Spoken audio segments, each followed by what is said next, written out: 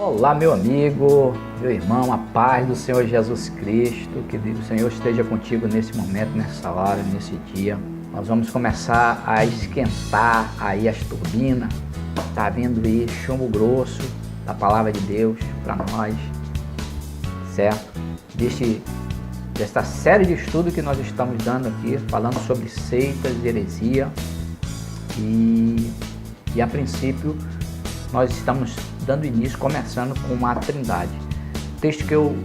O primeiro texto que eu fiz, ou seja, o primeiro vídeo que eu fiz, eu dei uma pequena resumida sobre exatamente a Trindade, esse conceito, quem foi as primeiras pessoas a ensinar essa doutrina, e eu expliquei que Cristo foi a primeira pessoa a ensinar essa doutrina, que ela é uma doutrina bíblica e que um dos objetivos maior e principal dessa série de estudos é exatamente ensinar e mostrar para todas as pessoas que a Trindade, ela não é três deuses como muita gente tem pregado, tem ensinado, mas ela é um único Deus em três pessoas, Pai, Filho e Espírito Santo. É isso que as igrejas unicistas elas não entendem esse grande mistério da Bíblia, e daí surge uma grande heresia, por não entender esse mistério tão maravilhoso e poderoso que é a Trindade, que é o nosso Deus. A maior parte dos unicistas, não sei quem ensinou para eles dizem que esse termo Trindade ele começou no ano 325, lá no Concílio de Nicéia, certo? No Concílio de Nicéia, e que foi Constantino, o grande idealizador dessa doutrina, que é a Trindade. E que eles também dizem que a Igreja Católica, né, foi quem criou essa doutrina nesse concílio, certo? A Igreja Católica foi quem criou essa doutrina nesse concílio. Então, eles estão equivocados ao falar sobre isso, porque, como eu já falei no primeiro vídeo, Cristo foi a primeira pessoa ao ensinar, os nossos evangelistas escreveram o Novo Testamento e mostraram, ensinaram a Trindade no Novo Testamento. O apóstolo Paulo, em todas as suas cartas que ele escreveu, começando da carta de Roma até a sua última carta, o escritor que escreveu a carta aos Hebreus também, ele fala da Trindade. A gente vê Tiago falando da Trindade, a gente vê Judas falando da Trindade, a gente vê o apóstolo Pedro nas suas cartas falando da Trindade, João falando da Trindade, tanto no Evangelho como nas suas 3 cartas também, e até no livro do Apocalipse. Então,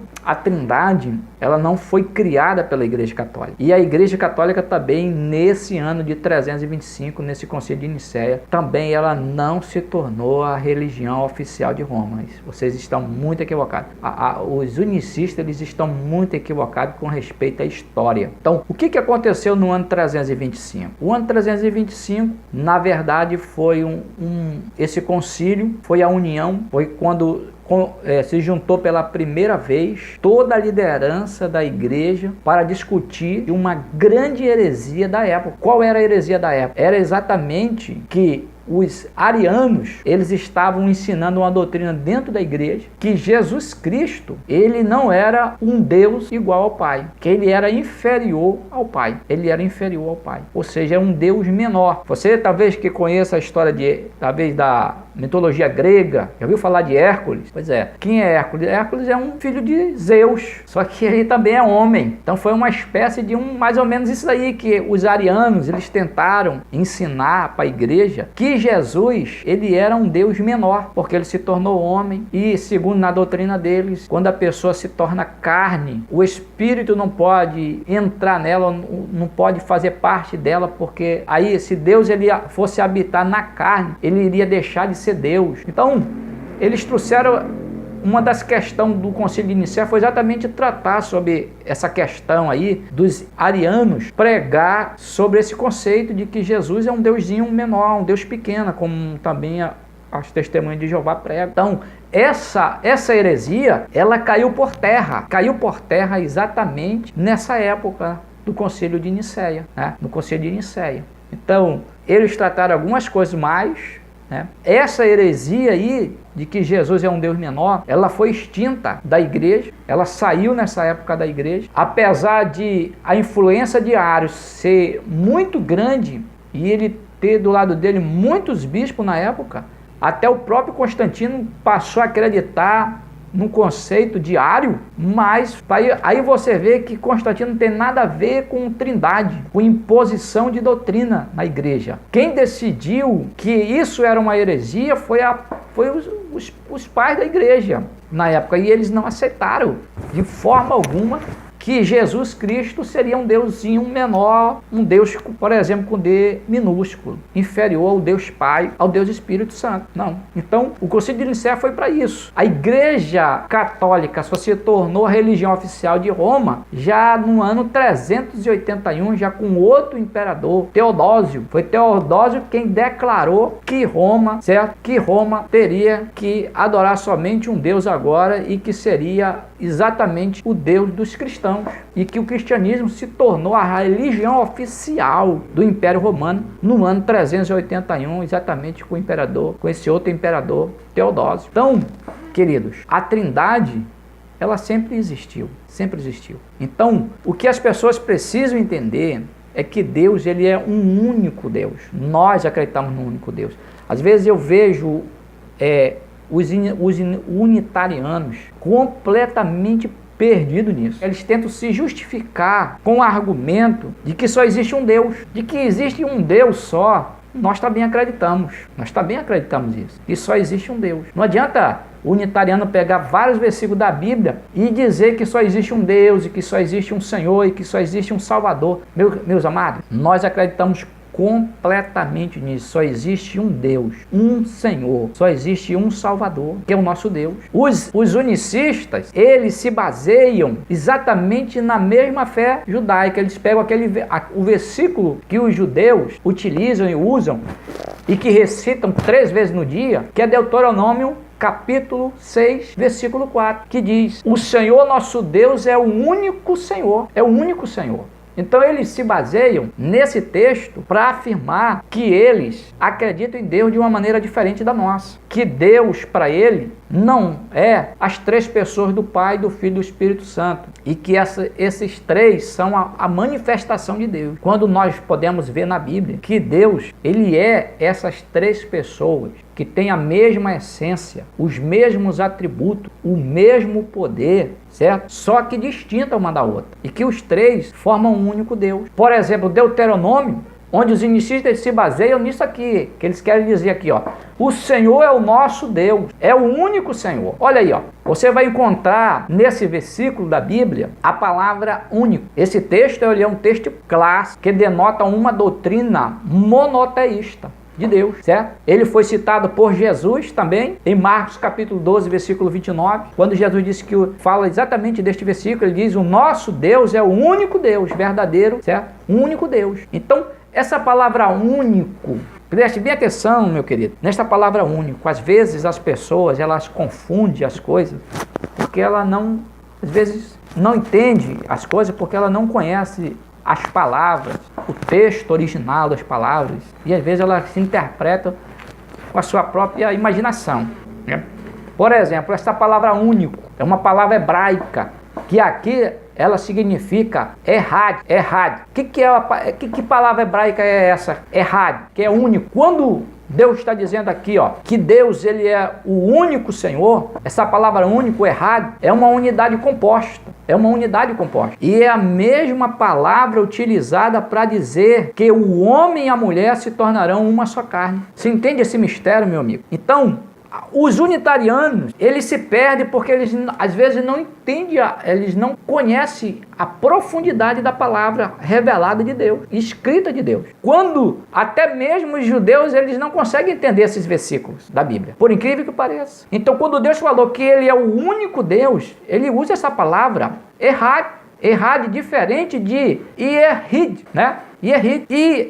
Ou seja, a palavra errad, que é único Senhor, aqui é uma unidade composta, a mesma usada lá em Gênesis também, quando Deus diz assim: deixará o homem seu pai e a sua mãe, e se unirá a sua mulher, e tornarão os 2 uma só carne. Ou seja, é uma unidade composta, assim, muito idêntica. Quando Deus diz: deixará o homem seu pai e sua mãe, e se unirá a sua mulher, e tornarão os 2 uma só carne. Então, por mais que sejam 2 pessoas separadas uma da outra, marido e mulher, Mas quando elas se unem no matrimônio, a Bíblia diz, esse mistério é tremendo, que Deus usa esse mistério. Essas duas pessoas que são separadas, homem e mulher, se tornam uma só carne. Uma só carne. O que é isso, pastor? É uma unidade composta. Não é só um único ser, mas os dois se tornam uma só carne. É exatamente essa mesma palavra que é usada aqui, quando a Bíblia fala que o Senhor, nosso Deus, é o único Senhor. É uma palavra composta, diferente de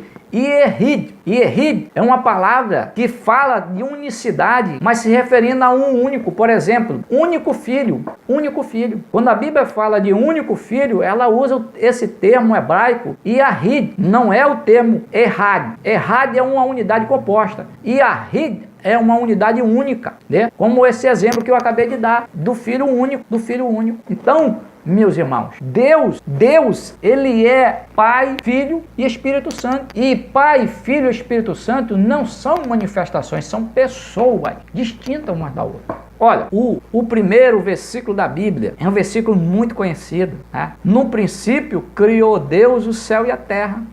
No princípio, criou Deus. A palavra Deus, aqui no original, é Elohim, né? Bereshit bara Elohim, ó. No princípio, criou Deus. A palavra Elohim, ela é uma palavra composta também. É um plural. E às vezes as pessoas tentam justificar e dizer que é uma palavra, é um plural de manifestações. Não é um plural de manifestações. É um plural de pessoas divinas, que formam um único Deus. Então não são manifestações. São três pessoas que formam um único Deus. Observe, na criação, quando Deus diz, Elohim diz assim, ó, façamos o homem a nossa imagem, conforme a nossa semelhança. Ele está falando com quem? Com anjo?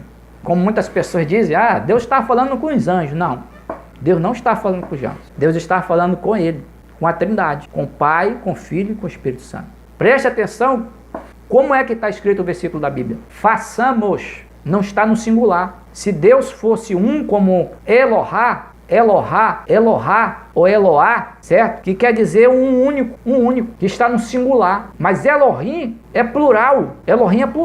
Então, se Elohim é plural, Deus, ele é Pai, Filho e Espírito Santo, meu amigo, meu querido. Quando Deus diz assim, Elohim diz, façamos o homem, ele usa a palavra plural. Não está no singular, mas está no plural. A nossa imagem, conforme a nossa semelhança. Então, o homem foi criado à imagem de Deus, não foi a imagem de anjo.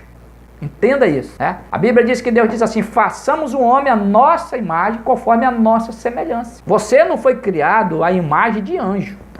Você foi criado à imagem de quem? De Deus. Não é isso? E que foi que Deus disse? Façamos. Ele não disse eu faço. Deus não disse eu faço, ele disse assim, façamos. Ele está usando aqui a primeira pessoa do plural. Ele não está usando singular. Quando o homem pecou, o que Deus diz quando o homem pecou? O homem se tornou conhecedor do bem e do mal, como nós. Então, no Antigo Testamento, a gente vê a manifestação da Trindade. Eu no primeiro vídeo, eu disse que Jesus, ele foi o primeiro a ensinar a Trindade. Ele foi o primeiro a ensinar a Trindade. Mas a gente vê a Trindade aparecendo em cena já no Antigo Testamento, na criação, na formação do ser humano, do homem. Quando o homem peca, Deus fala desta maneira. Quando os homens estão ali querendo construir uma torre, que é conhecida como a Torre de Babel, Deus diz assim, vamos descer, e confundamos o homem. Então, queridos, Deus, ele é Pai, Deus, ele é Filho e Deus, ele é Espírito Santo. É difícil você tentar provar na Bíblia que Deus, ele só é manifestações dessas três pessoas. Muito difícil. Você não vai conseguir provar na Bíblia, Pai, Filho e Espírito Santo é manifestações. Eu vou fazer o meu próximo vídeo agora, eu vou provar para você na Bíblia. Vou usar a Bíblia para provar para você que são três pessoas distintas. Não são manifestações, são pessoas, tá certo? Eu até desafio você que é unicista, eu até desafio você, certo? Você pode entrar aí no meu canal, você pode também, com educação, mostrar o seu ponto de vista, que eu respeito as pessoas, tá bom? Como eu estou lhe desafiando, eu não quero que você venha aqui provar que o Pai, Jesus, o Espírito Santo é o único Deus, isso aí eu já sei. Não quero que você venha me provar isso. Pegar a referência da Bíblia e trazer para mim a referência da Bíblia e dizer, tá aqui, ó, olha só como é um único. Isso aí eu já sei. E eu sei que Deus, ele é um único.